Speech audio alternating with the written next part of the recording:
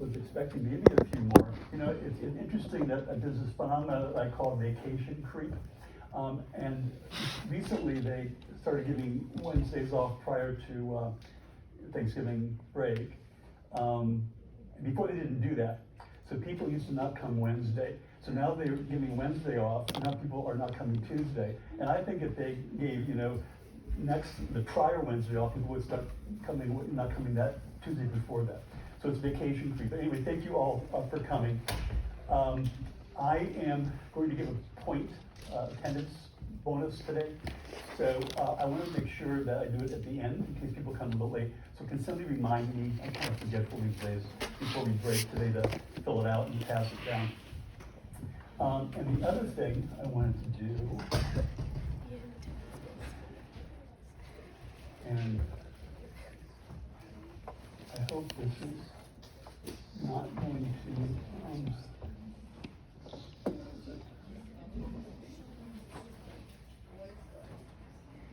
embarrass anyone, but, oops, wrong one, sorry, oh.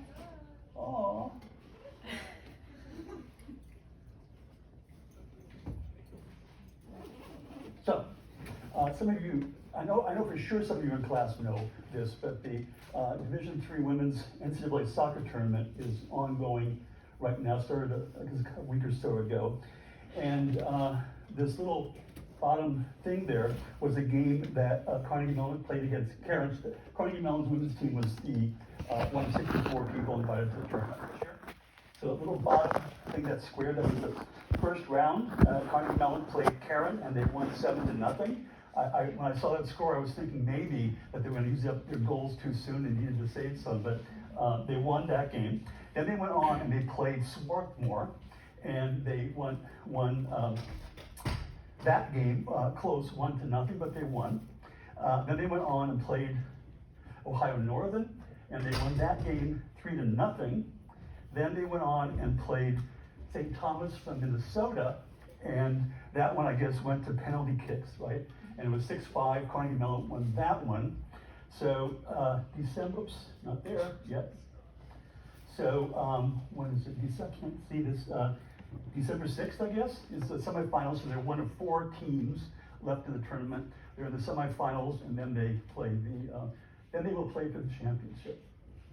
Anyway, congratulations to the women's team. This is also a reminder for me to ask you to come down to arrange makeups before we leave today. Okay. Anyway, congratulations. So, what I want to do is carry on where we left off last time, but I want to review a few things to make sure that they're clear on what these are about. So let me get half to the slides I want to talk about. We talked about goal-directed behavior last time, and we used this negative feedback loop as a kind of a framework for viewing what the processes are that's going on when people engage in goal-directed behavior. I just want to go over these one more time quickly. So there's several components to it. Information controls continuously cycling around these things. One of these functions is called the input function, and it's just the sensing of the current state in terms of whatever is relevant to whatever this goal is that's kind of controlling that current state. So the perception of the current state, what exists, what's real, goes to this function called a comparator, where that current state is compared to where the person wants to be. The goal, the intention, the value, whatever it is that's guiding the person's behavior. If there's a discrepancy between these two things, then the system calls for a change in output. And in the behavioral system, what we're talking about, it has to do with changes in behavior. And the purpose of that change is to bring this perception of current state more in line, more in harmony with whatever goal standard is guiding that behavior. So change of output occurs if there's a discrepancy here. That creates a difference in the environment, has an effect because you're changing something. That then changes the perception, which then it gets, again, that new perception compared to comparator. So this is what the basic elements are in the negative feedback loop. And it is used as kind of a way of thinking about what happens whenever people are engaged in goal-directed action and try to adjust their behavior to keep themselves on track. We talked about hierarchical organization of feedback loops. We have superordinate, more abstract, more slowly occurring goals, down to more intermediate, faster acting goals, down to behavior, less abstract, more concrete. And the important point that I want you to kind of realize is that in this hierarchically organized system, the output of the higher level systems, more abstract and more encompassing systems, their output is a setting of reference values to the lower order systems. So if they perceive a discrepancy, then they're going to change whatever that quality is that's being guided by that next lower system. And you get this kind of cascade of control from one down to the other. So the important thing to remember is that feedback hierarchy implies an organization of loops in which the superordinate higher order loops, their behavior is setting of reference values, where those qualities are at lower loops, until you finally get down to more and more and more concrete, more and more fast occurring action, and you get actually down to muscle movements and behavior. I talked about William Powers' kind of hierarchy, where he tried to argue that the nervous system had like 9 levels of control embedded within it. And the highest levels that he talked about were these 4 here system concepts, which kind of involves a kind of an overall, very abstract, ideal sense of self. And that loop, that level, operates by specifying reference values for the lower loop just below it, which is the principal level. So ideal self says, be thoughtful. And then what's thoughtful mean? Without thoughtful means maybe you prepare dinner for somebody who's being sick. So you can see is that the ideal self sets the principles. Principles then, their output identifies goals at this lower level program, which then specifies goals yet at the lower level, and then down to behavior movement. Question? Sorry, who? Oh, William Powers, P-O-W-E-R-S.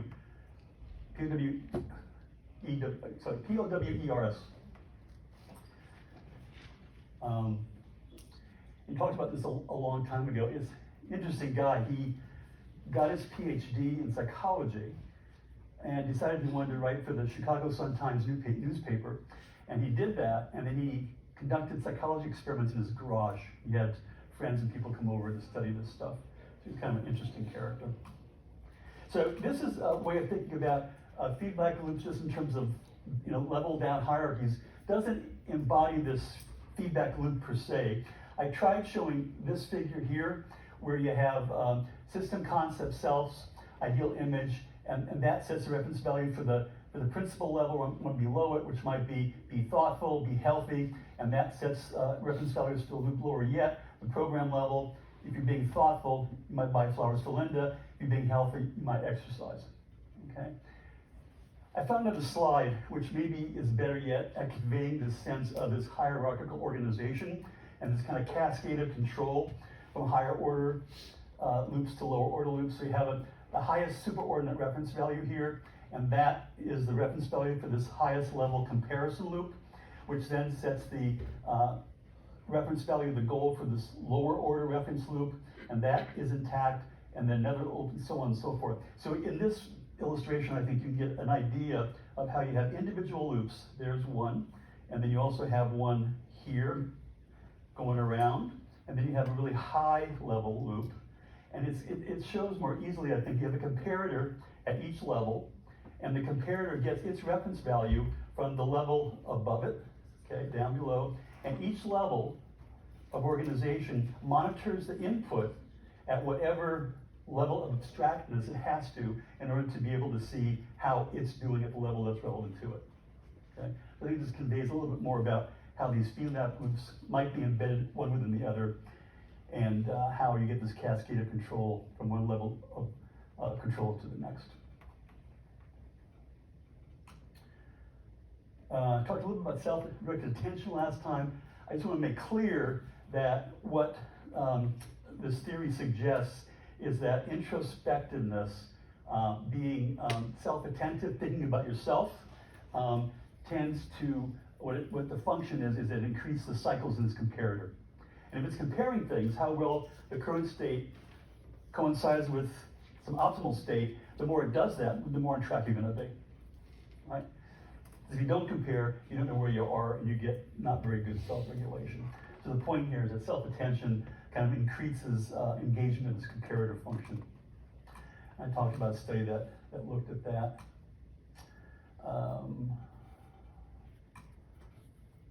Talking about expectancies. And let me just go on.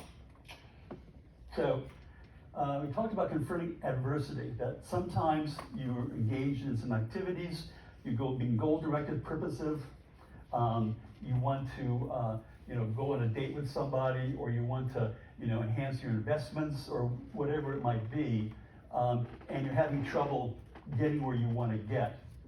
So what happens when you encounter difficulties in kind of goal attainment and goal-directed actions? So they can cause negative feelings, obviously. They can also disrupt effort. And the idea here is that this disruption, this impediment to goal-directed action, can have both behavioral and affective consequences. Okay, that's an important point, behavior and affect. So if you are having difficulties getting what you want to get, what you do is stop, and there's some sort of an explicit or implicit process whereby you try to sift through what's available to you, what you know, and kind of come up with this judgment of whether you're confident or doubtful of success. Now this process in here can be really quite different. It can be very prolonged when you think about things over and over for several days. It can be really automatic. Last time we talked about schemas and how you can get automatic thoughts coming out, schematics, because they're automatic. You can process them in an ever-full controlled way. Those can be the basis for your expectancy, to your confidence, or your doubt. So this judgment is based on a lot of different things. And there's something we listed last time that can impact this prior experience and all these other things. But the point here is that if you're confident above some threshold, what you do is you say, it's going to happen. I can do this. It's going to happen for me. And you go back to exerting effort, behaving, doing things that's going to attain the goal. And if you're at some level of doubt, what you're going to do is disengage and give up effort. So you're going to stop behaviorally trying to get whatever it is you want to get. And also has impact for affect. If you do this process and you are doubtful, it generates negative affect. You want something and you think you're not going to get it, you feel bad about it. If you think you're going to get it, you feel good about it. It generates positive affect. So expectancies affect both behavior and the affect that is generated thereby. We talked a little bit last time about these expectancies can be it can vary in the level of specificity. So it can be very, very specific expectancies. Being able to expect to lift your hand after you had an automobile accident. Next higher level might be being able to walk. Next higher level might be expectancy about being able to live a high quality of life. So these things can kind of vary expectancies in terms of how abstract they are, but very, very specific to very, very generalized and generalized kind of expectancies that apply to lots of different parts of life. I'm not going to go over this again. So this basically says what I said before. Sometimes when you try to attain things you want, you aren't very successful, and it's problematic because you don't want to invest time and energy in getting something you really can't get. And so you have to figure out something to do to kind of deal with that. And these self-regulatory approaches kind of talk about that too. Talked about the cultural value of persistence last time. Talked about this. I remember I got this slide. I remember making a comment off the side when I forgot that my name was in there. People who are confident in their abilities, optimistic about their future, and persistently pursue their goals, overcome adversity, and live happier and healthier lives. That is true. People who are confident do better than those who don't. Those who give up are more prone for depression. feelings of helplessness and negative affect. But the implicit thing here is that the confidence is warranted, okay? That there's things you can do, things might happen that's gonna get you where you wanna get. And we'll talk right now, starting about the fact that sometimes you really can't get where you wanna get.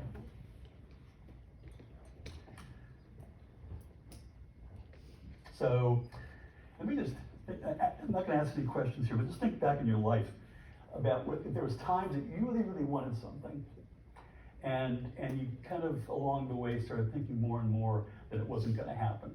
You know, how did you feel about that? What did you do? How did you adjust what you were doing? Was it easy to adjust what you were doing? When I first started out in psychology as an undergraduate, I thought that I wanted to be a clinical psychologist. I really, really wanted to be a clinical psychologist. There was some psychopathology in my family. My mother had depressive episodes. I thought I wanted to help people who were depressed and not doing so well psychologically. Well, I applied to about 12 graduate programs, and I got accepted into 0. Okay. Next year, I applied to 12 more, and I got into 0. So then I thought, maybe this is not going to happen. I remember thinking about this. So then I applied to different kinds of programs, got in, and here I am. Okay. But I think if you think about it, we all have something that we want to do or have happen that doesn't happen. And it could be really benign, like you want to order a particular item on the menu when you go out to eat, and they're sold out of it, or something more major. So I think these occurrences are pretty common in our life. And we also believe that they can be a threat to well-being. So if you kind of encounter unattainable goals, and you keep pursuing them, you're going to become emotionally distressed because you're going to try to do stuff and it's not happening. That distress can lead to a breakdown in biological functioning, right? If you're stressed, negative affect, it may affect your bodily systems. That breakdown in kind of biological pathways functioning can lead to physical illness. So in fact, kind of keeping going, trying to pursue these unattainable goals can lead to a lot of emotional and physical problems. So what happens is that self-regulatory processes, you have to specify some way whereby there's kind of an adaptive response to unattainable goals. So here's one kind of schematic of adaptive self-regulation. So you have goals, you pursue them. But you have difficulties, what we're talking about. Something's not going out, it's not making progress, it's not happening. You ask yourself, are there opportunities for success? What are the odds of being successful? If you think they're pretty good, then you renew efforts, try to attain the goal you're trying to reach, right? And you're back in goal pursuit. If you're doubtful about your opportunities for success, or whether success will be likely, poor, then what you have to do to self-regulate effectively is you have to do two things. You have to stop pursuing what it is that you wanted to pursue, and equally important, you have to find some other thing that can engage you psychologically, that you value. Okay? And then, if you disengage from the old goal and you re-engage with something new, then you can still continue this pursuit of some goal. It's a different goal, albeit, but it's a goal. So you can still be engaged in kind of goal pursuit, purposive, goal-directed behavior. So this little step here, when you really are convinced you can't get where you want to get, the ability to disengage of the goal being pursued and re-engaging elsewhere, we think is critical. So what's goal adjustment? We think there's a couple of things involved in disengaging from goals and 3 things involved in re-engaging with new goals. With respect to disengagement, you've got to reduce effort trying to attain the goal that you think you're not going to have. But here's the real hard thing, I think. You also have to withdraw commitment. You have to withdraw psychologically from that. You have to really not want to have it. You really have to be okay with it not happening, right? And sometimes it's easy to reduce effort. it's a lot harder to withdraw commitment. So a woman passes time that she can have her own children, but she wants to have her own children. So she may say, I get it, it's not going to happen, but she may maintain that commitment for a very long period of time. So it's a matter of stopping behaving and, more critically, I think, or as critically, letting go of what it is that you want.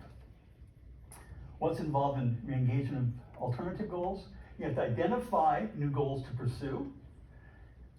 You have to commit to the goals. The same thing here as applies to giving up. It's not a matter of being halfway about it, saying, oh, this is going okay, I'll just do this. To be successful, you really have to have to buy into this new thing you're trying to do. And it could be a lowered, stringent pursuit of a goal in the same category, the same domain. So instead of running marathons because you have knee problems, you run half marathons, you run something else.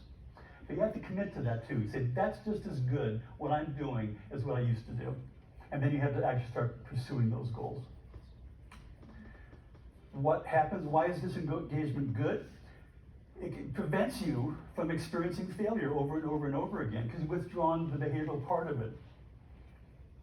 And it kind of provides resources for other activities. If you don't keep banging your head trying to get something you're not going to get, you have effort, you have energy and resources to invest elsewhere. Re-engagement, why is that good? It creates purpose in life. You're still engaged in things that you value. Different things perhaps, but still engaged in things you value. And it reduces thoughts about feelings about failure. You're now no longer failing to get what you want, but you're now making progress and doing something, moving towards something that you wanted. So some issues in goal adjustment. The proverbial brick wall. The goal adjustment can be complete or partial. You can kind of give up a little bit or give up all the way. I think it's probably sometimes better to give up all the way. The new goals that you pursue may be particularly adaptive if they kind of operate in the same general domain of behavior that the goal that you are giving up resides in. So you have a grandmother who really wants to spend time with her kids, but can no longer fly to see them in person. Well, what you might do is Skype, see them electronically or on phones or something like that. So she's still kind of doing something, seeing the kids, but it's more distant than it used to be. Okay, but it's kind of an adoption of new goals, less stringent goals in the same domain. And the important part for personality is that some people seem to have a harder time disengaging from goals than other people do when they think that they're unattainable. So some people say, I really want this to happen. I don't think it's going to happen, but I'm going to keep going. I'm going to keep going, keep going. And they keep kind of butting their head against something that's not going to happen. And these differences seem to be, both in disengagement and re-engagement, seem to be very kind of stable over time in people. So the second to last, self-assessment for the semester. This was in your self-assessment packet, goal adjustment scale. I think it's abbreviated GAS in the assessment spreadsheet. It starts out with a little statement. If I have to stop pursuing an important goal in my life, goal disengagement, it's easy for me to reduce my effort towards the goal. I find it difficult to stop trying to achieve the goal. So you've got two items that measure, continued effort or not, reverse coded, right? So you have one positively worded, one negatively worded. And then you have two which will have commitment as well. On goal re-engagement, you have these three components: identification of goals, commitment to goals, pursuit of goals. And within each of those three categories, you got a positively worded and a negatively worded item stem. This is what the actual self-assessment device looked like. So you can go back to that spreadsheet and see if you're average, above average, below average on your the degree to which you find it easy or hard to disengage from things and re-engage elsewhere. We said it has an impact on affect and maybe health. So this is a summary of a number of studies that have been done in the area. And you've got these two components, goal disengagement, goal re-engagement. And it has to do, if you can do this easily, what are the consequences? If you can re-engage easily, what are the consequences? So it looks like people who can disengage more easily than others doesn't have much effect on positive affect and positive well-being. It does, however, have a benefit on the negative things. So people who can disengage more easily report lower negative affect, report less depressive symptoms.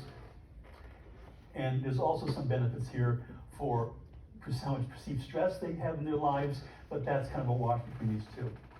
Goal disengagement, that seems to be more impactful for these positive affects and qualities. So people who can re-engage more easily, they find more purpose in life.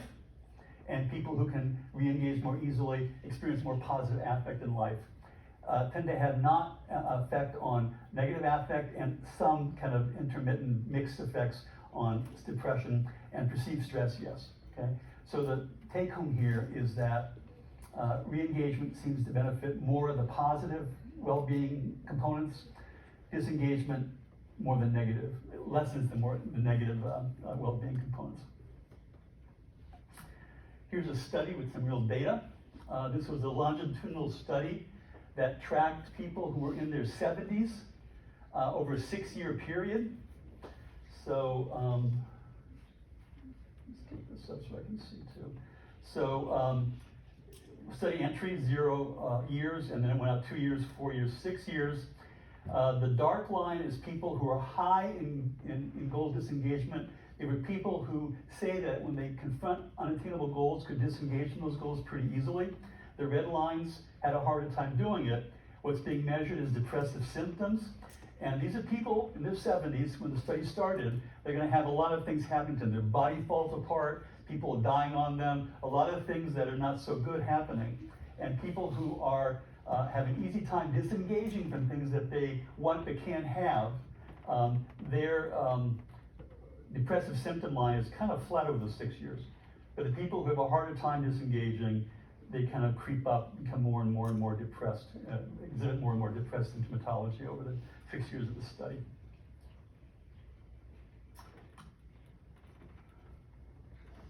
Oh, and this is kind of interesting too. This scale is a CESD, it's a Center for Epidemiological Studies Depression Scale. It's 10 items, but they worked out algorithms to try to use this scale, self-report scale, to predict who's clinically depressed. And if you score 10 or above on this scale, it's taken as a sign of being clinically depressed, not just having depressive symptoms of mood, but being clinically depressed. And at the end of the 6 years, the people who are lower in goal disengagement can't do as well. They're on average meeting the criteria for clinical depression. So it's a pretty clinically significant finding. Okay, physical health. You've got reported physical symptoms, sleep efficiency, cortisol, and C-reactive protein. Cortisol is a stress hormone. It tends to co-vary with how much stress people report having. C-reactive protein is kind of a general inflammation marker. So if it's high, you tend to have a lot of generalized inflammation in your body. So you don't tend not to want to have a lot of this or this. And what you see is that goal disengagement seems to have benefits for all of these kind of physiological things, and goal re-engagement not so much so. Okay. Here's a study, more data, looking at cortisol. So what you do to do these studies is you have people chew on a piece of cotton for a while, like 30 seconds, yeah, I know, about 30 seconds, and then they have a test tube with a stopper in it, and a little stick, they fish the cotton out of their mouths, and they stick it in the tube and they seal it up. And then they store it for a while, they mail it into researchers, and then they send it off to have it analyzed for salivary cortisol. And that's a peripheral marker of how much cortisol is in the system, and it's taken, as I said, as a marker of stress. The nice thing about cortisol, salivary cortisol, is that these spit samples are very, very stable. You can keep them at room temperature almost forever. And as long as they're not growing any kind of fungus or something on them, you can analyze them and get a marker of how much cortisol there is in the periphery. And what this shows, I should tell you also that cortisol very typically shows a diurnal rhythm, so that it's highest in the morning after you wake up, and then it drops off throughout the day into the night, keeps going down, and before you get up again, it rises up before wake up to this high level. Okay? So that's what's depicted here. You get this slope, which is very common for these salivary cortisol ratings across the day. What's important here is that the high disengagement group, this is the green group, what you can see is that it's lower, right, than the other yellow group is. And in some ways, the slope is also steeper. So what this suggests is that people who I should tell you, these are how long after awakening the cortisol sample was taken. So 1 hour after the person wakes up, 4 hours after awakening, 9, and then 11. And what it shows is that people who have an easier time disengaging from unattainable goals show lower lower cortisol production throughout the day, and they drop off more quickly. So it suggests that people who can disengage are having a more adaptive, healthier cortisol response throughout the day than those who can't disengage. And what I find particularly interesting about these data is if you look where they start, they're both the same, right? They're identical. But what happens is they start dropping off, and the biggest differences occur at 9 and 11 hours after the person gets up. And think about it. You know, some people, I'm not sure I have any goals when I wake up other than to kind of make it through the day, but some people have goals, right? So you try to do things. I'm going to do so much work on this thing, I'm going to get this done, I'm going to get this done. As the day progresses, maybe you're not making as much progress as you wanted to. You're not going to make all your to-do list. So if that's true, then what you might expect is people who can disengage more easily are going to have a better response as the day progresses and they encounter more and more kind of benign goals that they're not meeting. Okay? So it suggests the fact that people who can disengage more easily are experiencing less stress throughout the day as marked by this cortisol response, and that the effect becomes more pronounced as the day goes on. Okay, some conclusions. People commonly experience unattainable goals. When that happens, these individual differences in goal disengagement and re-engagement seem to predict subjective well-being levels. Disengagement more closely linked to negative affects, re-engagement more closely linked to positive affects. Goal disengagement also seems to predict more adaptive biological functioning, fewer health problems. And this could be mediated by negative emotions, right? That little cascade thing I showed you with unattainable goals leading to negative affect, leading to biology dysregulation, leading to health problems. It could be through that negative affect that this health problem is occurring. A little bit about assessment for this perspective. A couple of things. One is this self-consciousness scale again. And I mentioned this throughout this question. What was the SWB on the previous page? Oh, subjective well-being, sorry. Okay. This is affect, positive affect. Kind of psychological well-being, mental health. So the self-consciousness trait kind of comes up in lots of places with, I mentioned it with respect to self-regulation, so it's here again as an assessment device that people are interested in who's more self-attentive than others, with the idea that that's an important individual difference personality factor that predicts who self-regulates more efficiently and coordinates their behavior with their goals and values more effectively. There's also a questionnaire that kind of separates out two components of this self-reflective general tendency. One has to do with kind of a curiosity about oneself and inquisitiveness about oneself, and one that kind of suggests kind of more negative, ruminative characteristics. And you can see that reflections, I love exploring my inner self, so it's a positive thing. I'm very self-inquisitive by nature, self-inquisitive. My attitudes and feelings about things fascinate me. Wish I could say these things about me. Rumination. Often I'm playing back over my mind how I felt, acted in the past situation. My attention is often focused on aspects of myself I wish I'd stopped thinking about. I always seem to be rehashing in my mind recent things I've said or done. So it kind of implies a negative kind of focus on things that didn't work out quite the way you wanted them to. Other aspects of self-assessment from this perspective are just individual differences about their goals. What is it that they're pursuing? When you ask people this, in general, there seems to be four domains where goals can be categorized or chunked. One is school and work, so people usually have goals with respect to that domain. Another set involving family, home. Another one involving social activities, friends, and then leisure activities, hobbies, and things you like to do to relax. Interestingly, among people who are older, health goals seem to be more important. It's important for me to be able to walk across the room when I get up in the morning, something, whatever that is, but health becomes more important. And another thing that's important in this perspective, because of dysregulation and poor regulation, is asking how realistic the goals are the person sets for themselves. Are they setting goals that are so unrealistically high that they're doomed to constantly failing? And how do they approach these goals in terms of pursuing them? Do they have strategies in mind, and so on? Problems in behavior.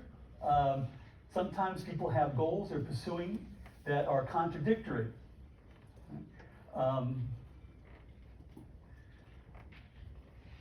What's an example? I want to have friends. I want to be honest. Sometimes being honest interferes with having friends, because you got to tell them what you think of them. Or a wife says, "What do you think about this new recipe I tried?" And then being honest. So sometimes goals conflict, and that can cause problems in behavior. Sometimes you like a strategy to get to where you want to get, or some of your goals are ill-specified. So you have an abstract goal, I want to be liked, but you don't really know what you have to do to be liked in a concrete thing, concrete ways of doing this. We talked earlier in the learning perspective about people not having social skills, so that, they want to be liked and do things, they don't have the skills to be able to get there. So that's another problem in this perspective as well. And then again, an inability to disengage and re-engage when the situation seems to warrant it. Therapy, kind of reflective of what we said with what's used in the cognitive approach. That little box that says shift through what you know, and trying to generate an outcome expectancy about being able to get the goal you want to get. Sometimes, that's just that what's filled in there is a function of automatic thinking. So what you want to do is, maybe if the person has negative schemas that are kind of automatically generated in each context, you want to get the person to kind of stop, reflect what's happening look at the evidence in the situation. Remember back I talked about that little 7-category behavioral record, where you say what's going on in the situation, how you feel about it, what's in the situation that makes you think that's right, makes you think it's wrong, and just try to kind of get in, monitor your feelings, and try to intervene and be more careful, more deliberative. Try to replace more desirable behaviors, make them more automated in place of automatic problematic responses. We talked about Kelly's role play, where you try to assume a role that has characteristics of who you think you are, but also who you might want to be. You kind of integrate those together. You have the person enact them, hoping to try to substitute this more positive image for a more negative image. Means and analyses. If you want to get a higher level goal, you break down the steps you need to get there. Maybe you subdivide those individual steps to more sub-goals to sub-goals, and you really create a plan that's very concrete that allows you to go where you are step by step to where you want to be. Problems and prospects. This kind of suggests new places to look for information about how personality works.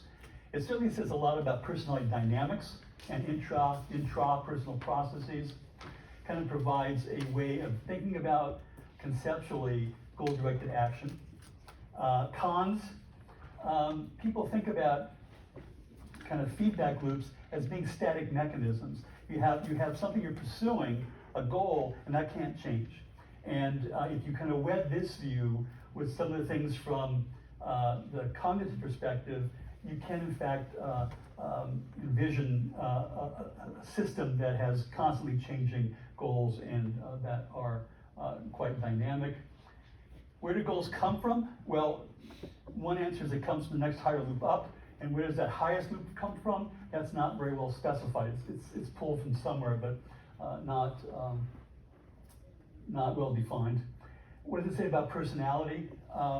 As I said, I think it is a way of thinking about the internal dynamics of a purposive goal-directed behavior. So in some ways, it may not be what we think about when we think of personality, but it might support processes that do give rise to what we think about when we think about personality in terms of goals you pursue, how you pursue those, how you react to unattainable goals, what do you do to adjust your behavior in those contexts. So I think that some people will say it's not personality, some people say it's kind of intrinsic to what personality is, but it's listed as a con here. A negative attribute, not a con. Okay. Questions about the self-regulatory perspective? Anything? I want to take a break. Don't go yet. Before we start, can you get a piece of paper out so I don't forget? And put your name, last name, first name, ID, and just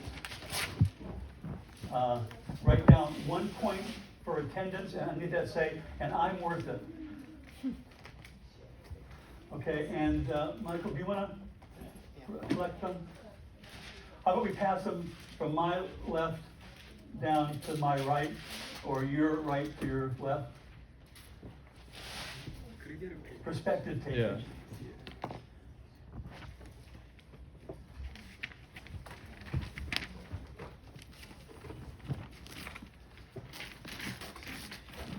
No problem.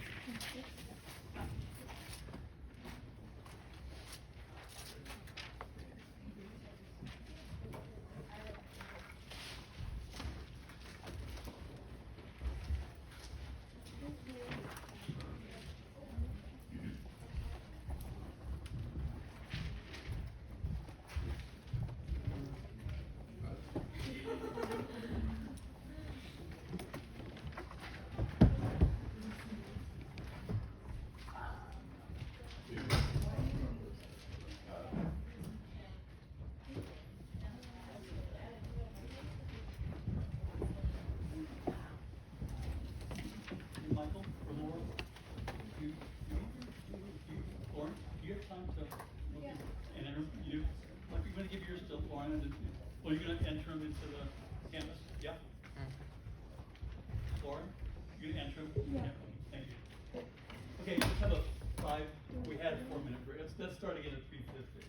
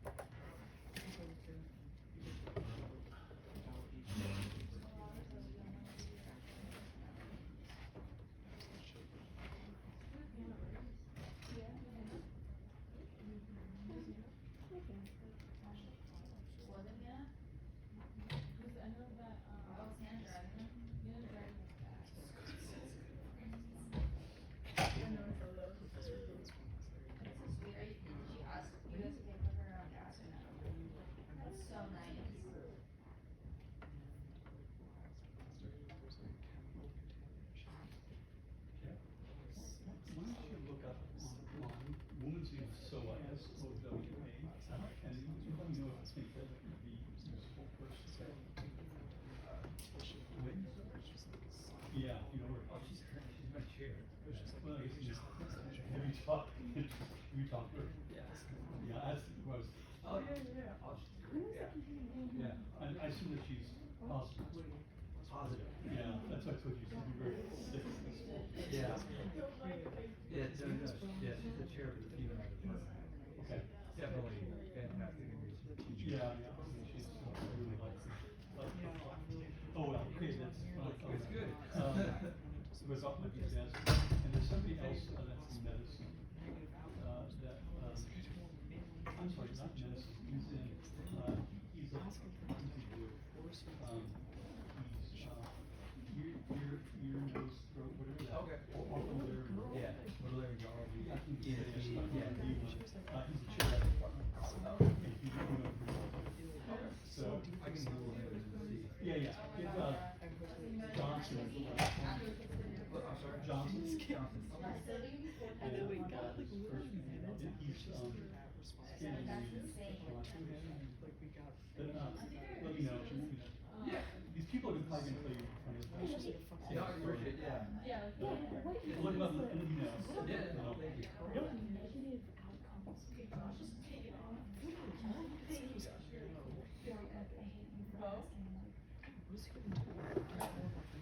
Okay, it's 3:50, and should have waited to the very end to collect the extra point. I was afraid I was going to forget, because people have left in the interim now. They know there's not going to be any more points coming. So what I want to do for the rest of today, and then probably will bleed over to Tuesday, is to talk a little bit about optimism and well-being. It's work that I have, I guess, still continue to do and have done now for about 20-some years. And optimists and pessimists, there's always lots of jokes about optimism, pessimism.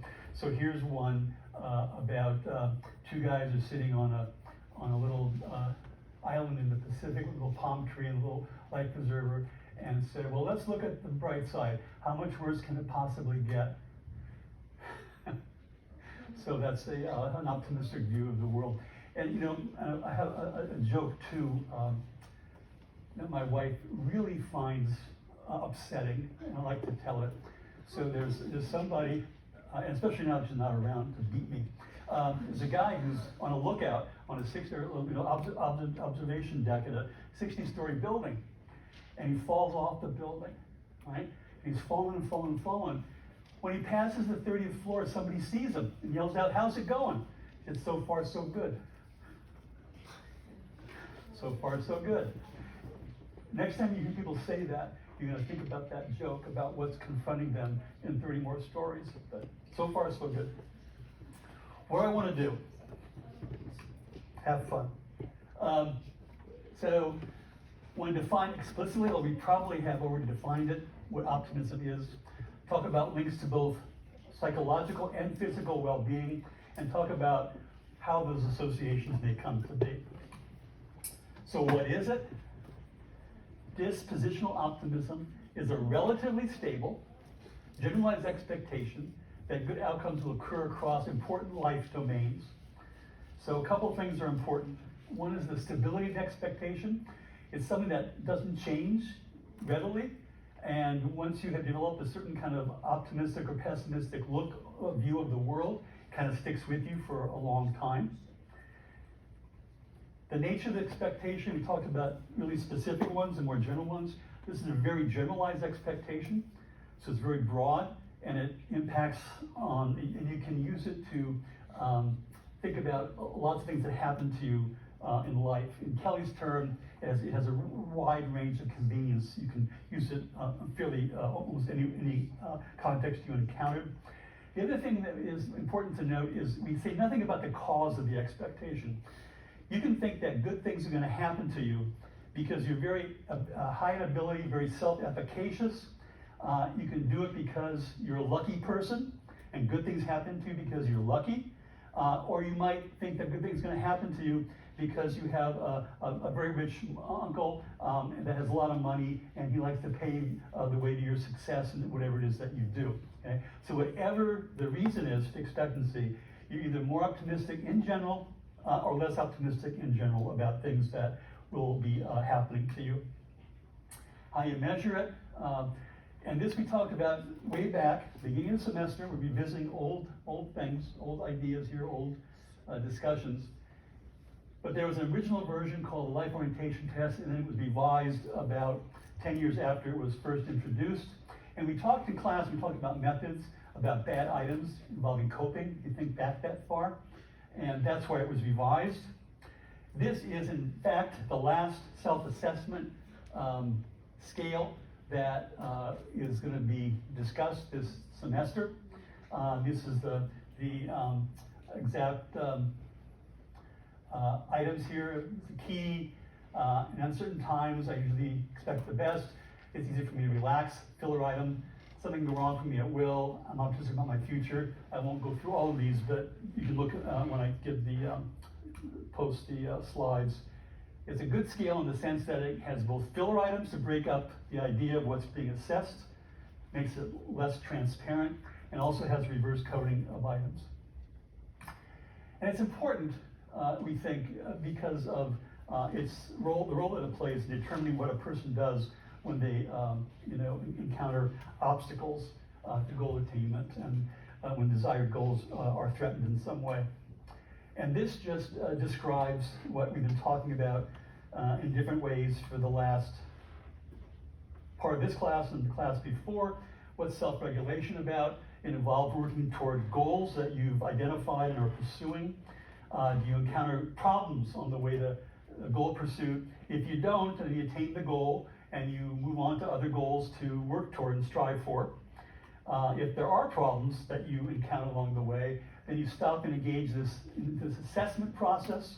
And the purpose of this thing, of the function of it, is to generate an outcome expectancy, how confident you are about getting the goal that you're pursuing. If you're confident, you go back and start to pursue the goal that you were pursuing.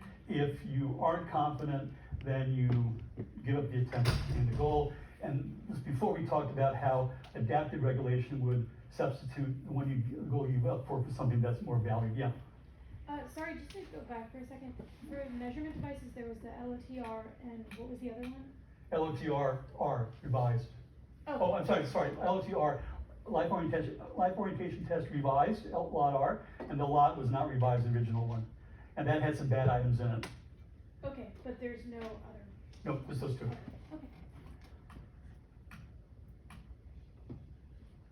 So, going back here. So the idea here is that optimism is going to impact on how positive or negative one's expectancies are when obstacles occur in your goal attainment actions. So the little model predicts that if you're confident, that's going to lead to continued efforts toward the goal. If you're doubtful, it leads to disengagement. And if the disengagement is not possible, okay, if the goal you're pursuing for is very, very important to you, you may not be able to break off, and that's going to produce greater stress and distress and negative affect. So because optimism is a predictor, feeds into whether you're confident, you can just substitute optimism for confidence, and optimism leads to continued efforts toward goal attainment. Pessimism leads to disengagement. If you can't really disengage pessimism, you don't produce greater distress. So, question is, what's the association between optimism and psychological well-being? Do optimists experience less distress? For a variety of reasons I won't go into, this work on optimism kind of evolved into primarily a health domain. And even when talking about psychological well-being, mental health, it had to do with well-being of patients who were being diagnosed and treated for certain kinds of illnesses, and how well they were adjusting psychologically. So even in the with psychological well-being, this part of the question, it has dealt, for the large part, in a health context. So just a couple of studies that demonstrate some of the effects of optimism. There was one done looking at adjustment among women who were undergoing treatment for breast cancer. About 60 women were involved in the project. I've lost my little cursor again. There it is. 59 women, 60 women, early stage breast cancer, no prior cancer experience, no recurrent disease, all English speaking.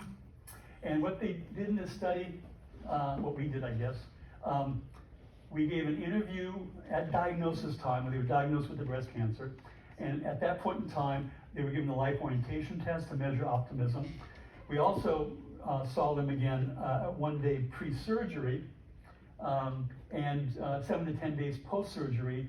And they were given this POMS, it's a profile of mood states, it's a measure of negative affect. And we also gave them this thing called the COPE. I'll explain more about what that assessed in a little bit. And then we gave follow-up interviews at 3 months, 6 months, and 12 months after diagnosis. And we gave them the same POMS affect measure and the COPE measure. We kind of identified and measured medical covariates that we thought might covary with optimism and might confound the results of optimism. So for example, if somebody has more extensive surgery, they might be less optimistic than somebody who has less extensive surgery. If they're more advanced, might be less optimistic. So these are medical factors that might impact on how optimistic or pessimistic somebody is. So we measured these things and we controlled for them when we assessed, what effect optimism had.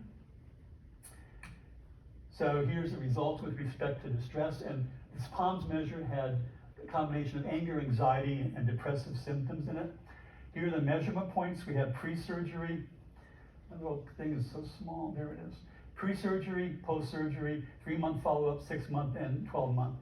What is depicted here are correlations between how optimistic the patient reported being, a baseline, and how much anger, anxiety, depression combined they reported pre-surgery, post-surgery, 3, 6, and 12 months post-surgery. And what you can see is that they're all negative and fairly moderate, which means that the more optimistic the person was at baseline, the less negative affect they reported at each of the follow-up points.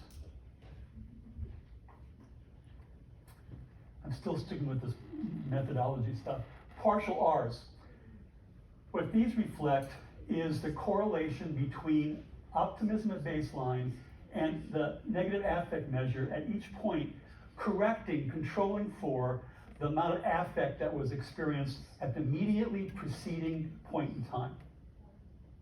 Okay? So this bottom one, 12-month follow-up, it's a minus 0.32 correlation. What that indicates is that optimism correlated minus 0.32 with the 12-month follow-up negative affect ratings, controlling for the 6-month ratings. Okay? So the important thing here is that, and again, the more optimistic, the less negative affect they reported. The blue column is lower than the yellow column because you're controlling for the next, the previous level of negative affect, the previous assessment period level of negative affect. So you're talking about changes in affect, and you're unconfounding the later measurement with the measurement just before it. So why is there dots on that first one, pre-surgery? Because there's no measurement before. There you go. Excellent. Okay? There's no measurement before the pre-surgery one. There's nothing to adjust. So that's one suggesting that optimists experience less distress. Here's a study done in Germany looking at people with urogenital cancer, 275 men, mostly with prostate cancer, but a few other types of urogenital cancers, about mid-60s years old, half were high school graduates or higher, big chunk, over 90% living with a partner. And here's what they measured. Scales given, the lot R, measure of optimism, pessimism. HADS, anxiety, is the hospital anxiety depression scale, I think. It measures anxiety. HADS, depression, measures depression. SF8, PCS, is kind of a physical health assessment, self-report. MCS is a mental component scale, assessing mental well-being with self-report. They gave these, was it 4 different scales out at baseline when the study started, 2 weeks later and 3 months later. Here's what they found. What I want you to really do is to focus on the far left because that combines optimism, pessimism into one scale. We've been talking about it. And what you can see, what is this? This is simply the, my cursor's back odd. This is simply the correlation between optimism at baseline and how much people reported anxiety, depression, good mental health functioning, good physical health function at time 3. Nothing adjusted. So it's longitudinal. You get a measure of optimism at time 1. You look at how much affect and health people reported 3 months later. And what you can see is that down here, there's a negative correlation with the first 2. So people who are more optimistic reported less anxiety, less depressive symptoms. Positive here, people who were optimistic reported better mental health and better physical health on this SF8 measure. Now, this is the one that's even more interesting because these data control for baseline ratings of these affect measures and health measures. So this one says, what's the correlation between optimism at baseline and anxiety at time 3, controlling for anxiety at time 1. Okay, so this talks about changes in these measures across time. And you see again, weaker because it's a more stringent test of what's going on with the same pattern. If you look at correlation between optimism and these 2 negative scales, anxiety, depression, the more optimistic, the less anxious, depressed people are, and down here, the more kind of positive health readings they seem to give. Controlling for these values at baseline. I could go on and on and on. There's lots of studies showing that among patient populations, people who are more optimistic seem to experience a higher quality of life psychologically in terms of their subjective well-being. So why is this the case? Well, my colleague and I, Dr. Carver, tend to be on the pessimistic side of things, and we really never expected to find this good positive result for optimism in some ways. But we said, okay, well, this is true, and it looks like it's true. What could be causing it? And we thought, well, one obvious thing is that maybe when optimists and pessimists confront difficult times and stressful circumstances, they cope with it differently. So what I want to do for a little bit, maybe till we get done today, see how it goes, but I want to talk a little bit about what coping is.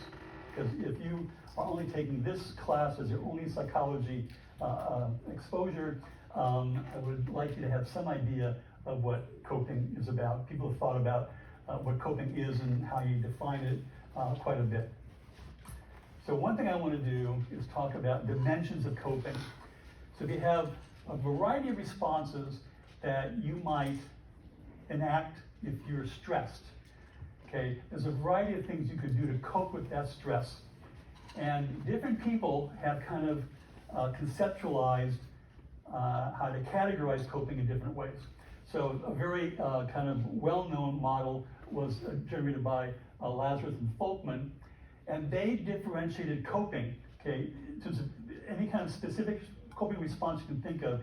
They thought you could force it, you would place it into one of two categories. Either the coping, what they call problem-focused coping, and that involved action, behavior, taken to counteract the source of the stress. So if you're doing poorly in school, what do? You study harder. It's a behavioral response to try to solve whatever it is that's the problem that's confronting you.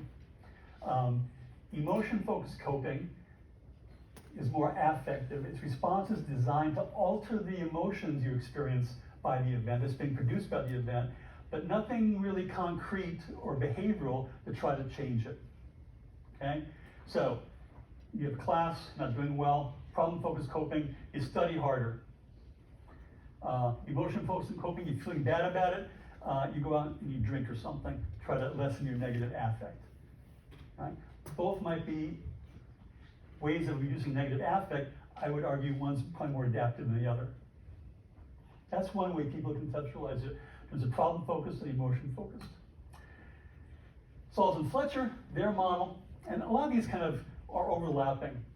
They talk about approach coping and avoidance coping. And approach responses focus on source of stress and reactions to it.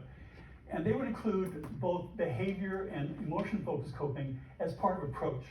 So if you try to understand it, what's going on, not do anything but understand it, that would be an approach coping cognitive kind of strategy.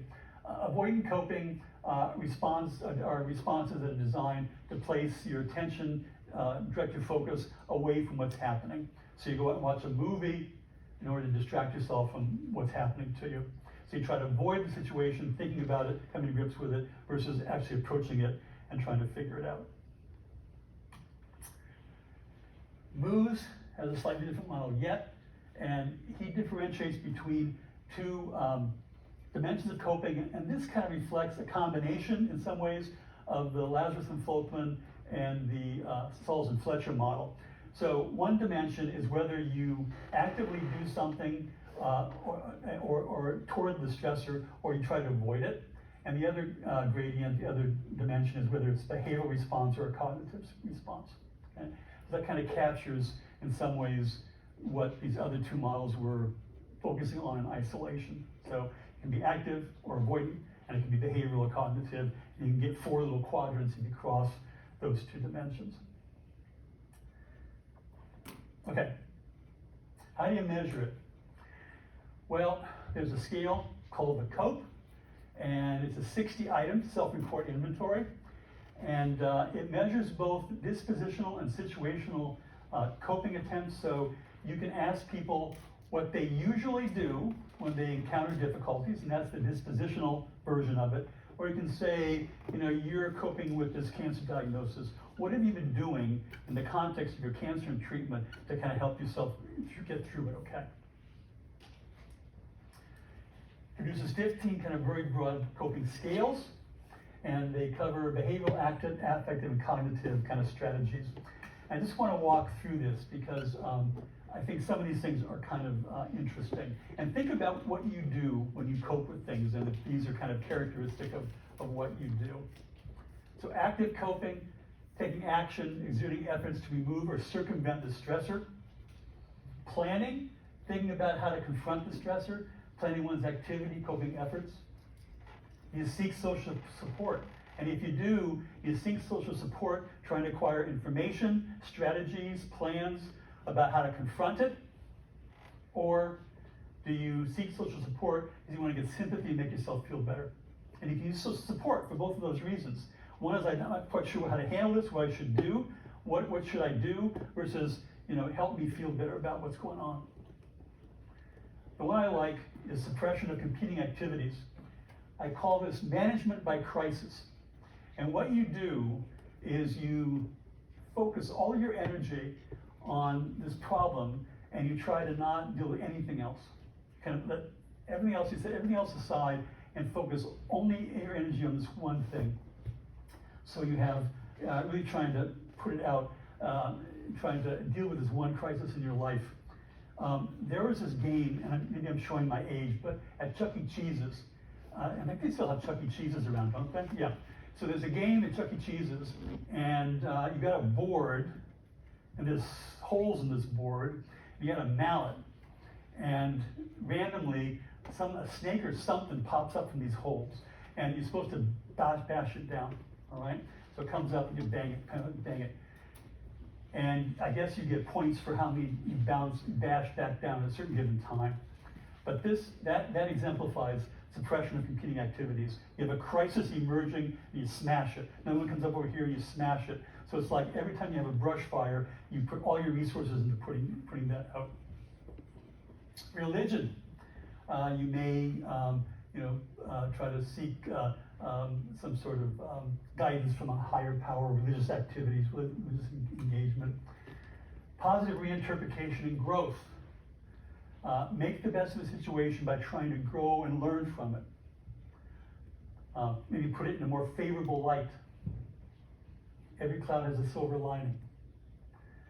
Restraint coping. Trying to actively hold back responses until the time is right that it is appropriate to respond. So don't do something right away, impulsively, that may make things worse. Acceptance is very important. It's accepting the fact that the stressful situation is occurring, it's real, and it's there. Focus and venting of emotions. An increased awareness of how you're feeling, and kind of a tendency to want to discharge those feelings, ventilate, but kind of just wallowing in your own misery. Not such a good thing. Denial, an attempt to reject the reality of the stressful event. Use of drugs and alcohol to try to turn to other things to distract you. Behavioral disengagement, just trying to withdraw and disengage from the situation that's causing the stress. Mental disengagement, stop thinking about it, trying to do things that distract you, sleep more, go to a movie. Humor, makes jokes about the stressor, make light of it. That's one that I use a lot. And it's not surprising. And here's what I have found. This is one of my insights of 71 years of life. I really do use that coping strategy a lot. I'll make fun of it. And something, bad happens to me, I'll get a cut or whatever it is, and I'm bleeding a lot. I'll say, well, at least I'm losing weight or whatever, okay? Partly positive reinterpretation, partly just humor. When I'm really stressed, my humor goes away. Nothing's funny anymore. And when that happens to me, that's when I know that things are really getting serious. That's my marker of things really, really getting serious. But you probably know people who use humor a lot when they cope, maybe some that don't use it at all or can't use it at all. What's interesting is you factor analyze these different 15 dimensions, they cluster in these 4 categories. So not surprisingly, I don't think, there's one set of 3 here that cluster together. Denial, disengage behaviorally, disengage mentally. Those all kind of load together. If a person does one, they tend to do the other ones. Okay, it's one cluster. Down here, interestingly enough, is another cluster that's comprised, and these are factor loadings. Okay, we talked about factor loadings, kind of correlations between hypothetical factors and these things. And what's interesting is the direction of these effects. So people who tend to turn to religion to cope, it's negative loading here, means that they tend not to use humor or use drugs. People who use humor also tend to use drugs and alcohol. I never said that. I just said I use humor. Over here, there's kind of a social domain, right? Where you seek support for emotional reasons, instrumental reasons, focus on venting emotions. You also oftentimes vent to other people, so it's kind of a social thing. What I find interesting is this cluster up here, because you have active coping, highest loading, planning, highest loading, suppression of competing activities. That can be done in service to kind of dealing with the problem you have at hand and really putting all your resources in there. Restraint coping, hold back until it really is going to be worthwhile to do it, right? But curiously enough, you've got positive interpretation and growth and acceptance in the same cluster. And I think what happens is that when really bad things happen, you kind of feel overwhelmed. And until you really can accept the fact that it's happened, I've got to do something about it, you don't kick into this trying to deal with it in behavioral things by actively coping with it, playing and coping with it, whatever. I think acceptance may promote that. Okay? So that's different ways of coping. You can pick the ones you like the best.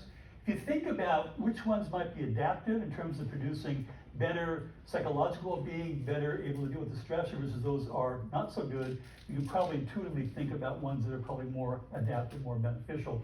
And when we take this up again on Tuesday, I'll show how some of these things in fact do seem to predict better or worse kind of well-being when you're confronting stressful circumstances. All right. Is it Thursday? No, it's Tuesday, but we don't have class Thursday. Right, so I'm on it, on top of everything. So have a good Thanksgiving, a good little break here. Have fun, be productive, stay safe, and I will see all of you, even the metaphorical ones that have left the fold today. Hope to see everybody on Tuesday. Okay, have a good few days.